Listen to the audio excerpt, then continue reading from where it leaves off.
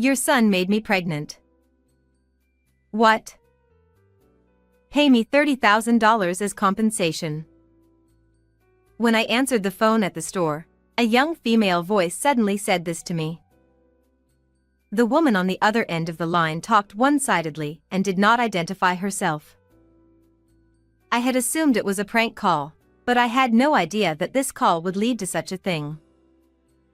My name is Zoe Watts. I am the owner of a popular restaurant in a certain location. It has been featured on national television and in magazines, and most seats for lunch and dinner are reserved every day. However, as the restaurant has become famous, there has been an increase in unfamiliar sales calls and prank calls. So, I just brushed off these calls as a kind of prank. But when the caller called me at the restaurant and suddenly told me that she was pregnant, I was taken aback because I did not understand what she was talking about. I do indeed have a son, but there is no way in the world that he would get someone pregnant. So I got a little bit naughty, thinking that a prank caller saying the most shocking line ever sounded kind of interesting and was curious to hear the details. I aborted my child and I'm hurt, emotionally and physically. What are you going to do for me? And you're going to pay for my surgery. Well, first of all, excuse me, who are you? It is a hard part of the customer service business to have to respond politely, even if it is a prank call. It would be troublesome if the call is recorded, made into a story, and then the caller starts telling all kinds of things about us. I'm a customer at your store. Your son hurt me, and that's the first thing you say to me? You and your son have no common sense or compassion.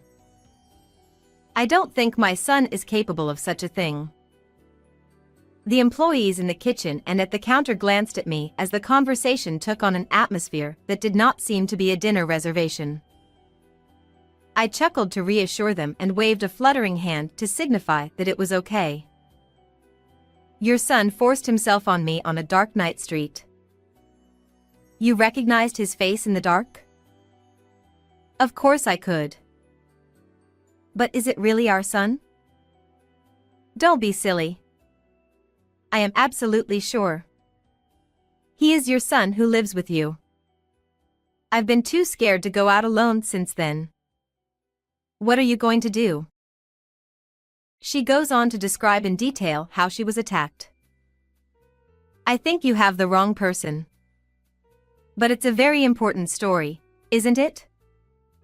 So, I was wondering if you could meet me in person. People who make these kinds of prank calls do not like to meet face to face, so if I suggest a meeting, they often back down. At first I was amused to hear this, but it was going to be longer than I thought, so I suggested that it was time to end the call. You want me to meet the offender's parents? Toward a victim who is hurting. That's impossible. But I would like to meet you and see what you have to say. Are you saying that I am lying? That's not what I'm saying. I know she was lying to me. I was trying to resist the urge to say, "You're lying, aren't you?" I can't believe that such a person is the manager of a company. She began to scold me. Anyway, why don't we meet and talk? No matter how many times I suggested it, she still refused to meet with me. I see. Then what do you want me to do? Pay the compensation, it's $30,000. But I can't pay such a large amount of money because you have the wrong person in the first place. You can pay it. I know your store is thriving. If you don't pay, I will sue you to the police. Even though it is a popular restaurant, $30,000 is a lot of money for a restaurant, which has only a few seats, and I have no intention of paying it in the first place. I'll go to the police, but is that okay? No, it's fine. I said this without hesitation, and the woman became silent for a moment. If my son really did something like that, as a parent I should make him pay for it. But I don't think he did it in the first place. How can you say he didn't do it? Don't think it's only your son. You should be a little skeptical. I would believe you if you had some proof. Do you have any? Proof. I don't want to be asked for money without any proof. The woman on the other end of the phone is silent for a while, as if she is thinking about something. If you don't have any proof, I'll hang up. And when I was about to hang up the phone. Wait a minute. If I have proof, you'll pay me money? Well, I guess I'll think about it. Wait a minute. I'll bring the proof. Almost as soon as the words were finished, the woman hung up the phone with a snap. Owner, are you all right? No problem. It's just a prank call.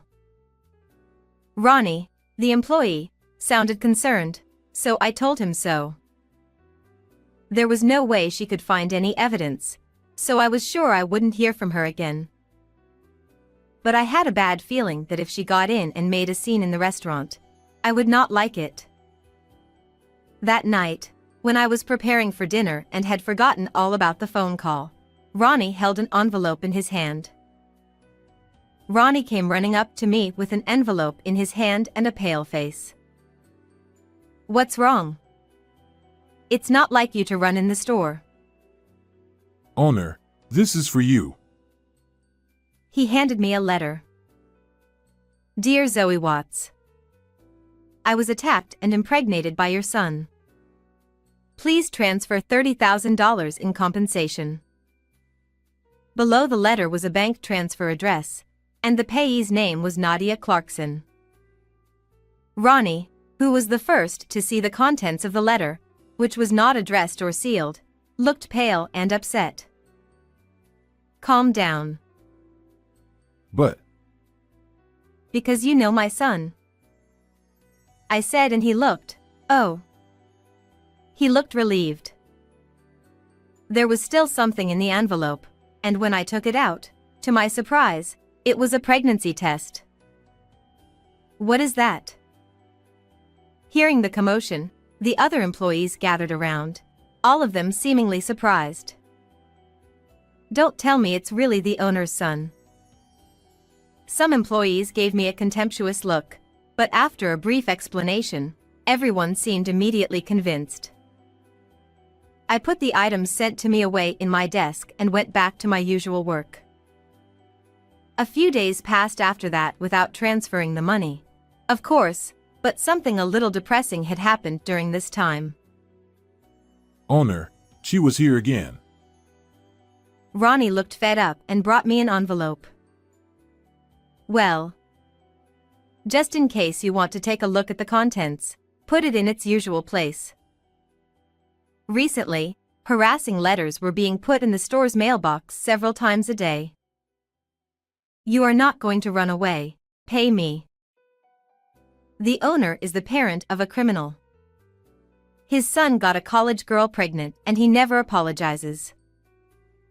The owner of this store is a cruel woman with no human heart and no sincerity. Insane, overprotective, poisonous parents. It's your fault that your son became like that.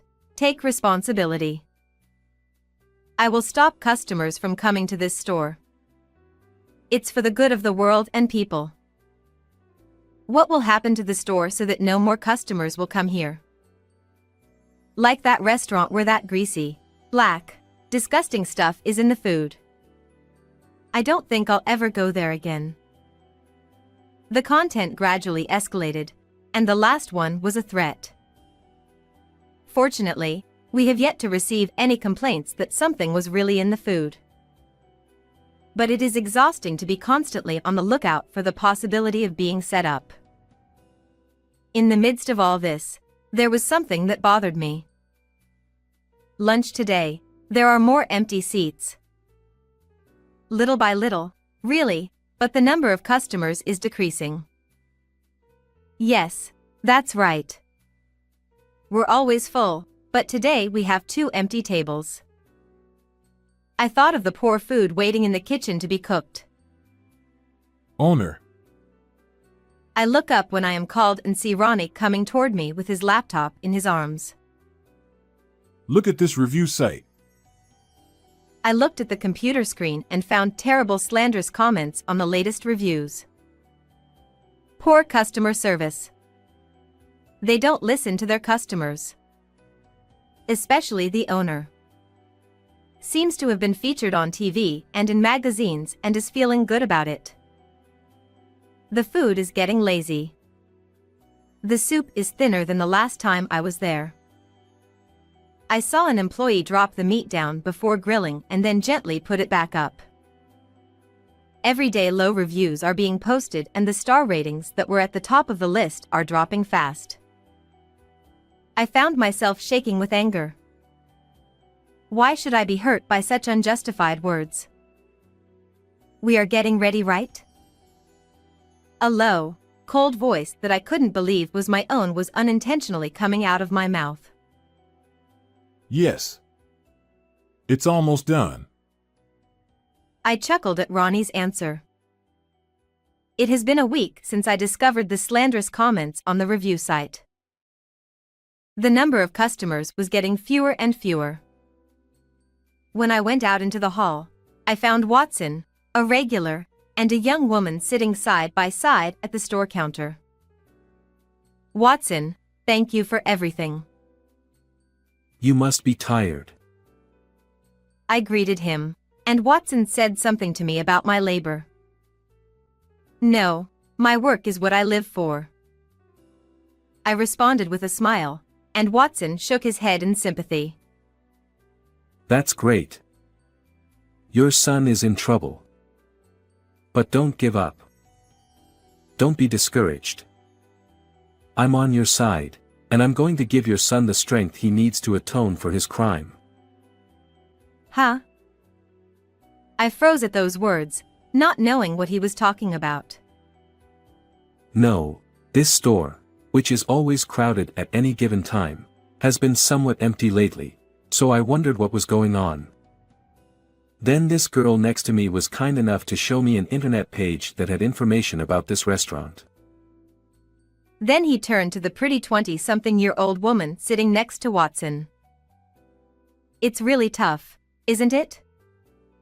I like this place, so I've been coming here recently to lend a hand, even if just a little. I remembered that I might have seen her often at the shop recently. But what's written here is a misunderstanding. The regulars here were wondering why the place has been so empty lately, so I explained it to them. What? I couldn't believe what she was saying. I mean, isn't it sad not to know the truth? Plus, I thought if they knew that there are people like me and Watson who still come here, the owner might be happy. So you were spreading unverified online information to the customers of this shop. I forgot to use polite language and ended up raising my voice. Eek, scary. I read online that the owner is a terrible person, but I thought that wasn't true, but it seems like it might be true after all. If you've done something wrong, you should just apologize honestly. She twisted her body and moved away from me, as if trying to avoid a blow even though I wasn't raising my hand. Miss, that's not a good way to talk. Zoe must be tired from everything that's happened. Watson was trying to defend her, but that wasn't the point. The issue was different from that. At that moment, a bag fell off the chair behind her with a thud. As she twisted and moved around, it must have shifted. Despite my anger towards her, my customer service instincts kicked in, and as I reached to pick up the bag, Nadia Clarkson. My hand stopped at the name written on the student ID that had fallen out of the bag. Oh, it's okay, I'll pick it up myself. She hastily got off the chair to retrieve the bag and the student ID, but I had already taken them. Hey, give it back. no matter how many times I looked at it. There was no mistake. It was the name written on the letter with the pregnancy test, which was not evidence at all. So it was you. I've been looking for you, Nadia Clarkson. Ah, I must have mixed up my friend's student ID, so I'm not Nadia. But the photo on the student ID matches your face, doesn't it? So you were a student at University A. No, it's not like that. She accepted the truth more readily than I expected, realizing she couldn't evade it any longer. What? Are you trying to embarrass me in front of all these people? This might be revenge, but won't it backfire on the shop's reputation? She crossed her arms arrogantly, completely defiant. Her attitude only made me more angry. Ronnie. Bring everything over. I instructed him to quickly bring a stack of envelopes and documents as thick as 10 centimeters from the office, along with the laptop. And you were the one sending harassment letters to the shop repeatedly, weren't you? I read out some of the letters in a loud voice so that the other customers could hear.